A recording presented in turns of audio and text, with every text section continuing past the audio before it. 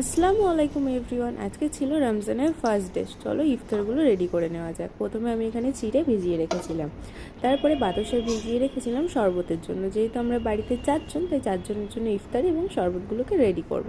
চলো দেখা যাক। ফার্স্টে আমি এখানে চিনি পানি ভিজিয়ে রেখেছিলাম নেড়ো ভিজাবো বলে। চিনি পানিটা ভালোভাবে ভিজে গেলে তারপর নেড়োটিকে ভিজিয়ে দেবো। এখানে ছোলা ভিজিয়ে রেখেছিলাম, ছোলাটা আমার শাশুড়ি মা করবে না। আমি ফল কাটবো, শরবত বানাবো, এছাড়া আর কাজগুলো আমি করব। এখানে ফ্রিজ থেকে সমস্ত ফল বার করে নিয়েছি কাটার জন্য। যেহেতু আজকে ভিডিও শ্যুট করার জন্য আমার হাজব্যান্ড নেই, তাই ফল কাটার পরে তোমাদেরকে দেখাচ্ছি। চলো, এখানে আমার ফল কাটা হয়ে গেছে। প্লেটটা কেমন লাগছে বলো। এখানে ছিল কলা, পেঁপে, তরমুজ, শাকালু, আপেল, পেয়ারা, কুল, আঙুর ফল, কমলা লেবু এবং খেজুর। এরপর যে বাতাসে ভিজিয়ে রেখেছিলাম পানিতে, এর মধ্যে লেবু দিয়ে ভালোভাবে এটিকে শরবত করে নেব এবং নেড়োগুলিকে এক একটা করে ভালো করে ধুয়ে চিনি পানিতে দিয়ে দেব। নেড়োটিকে একটি সাইডে ভেজার জন্য রেখে দেবো এবং অন্য একটি সাইডে আমি সজনে ফুলের বড়া করব আজকে।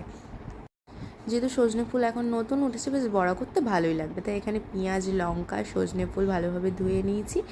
নিয়ে এর মধ্যে আদা রসুনের পেস্ট, নুন, হলুদ, সামান্য পরিমাণ জিরে মরিচ পরিমাণ মতো দিয়ে এবং বেসন দিয়ে এটিকে ভালোভাবে মেখে নেব।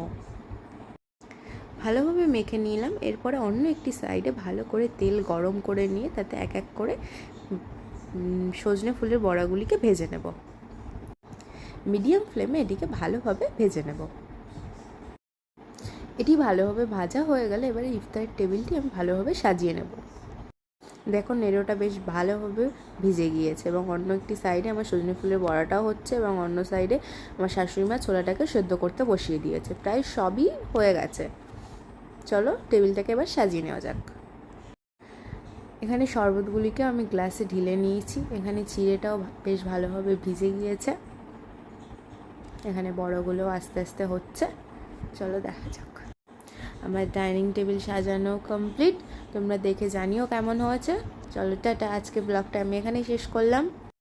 আসসালামু আলাইকুম।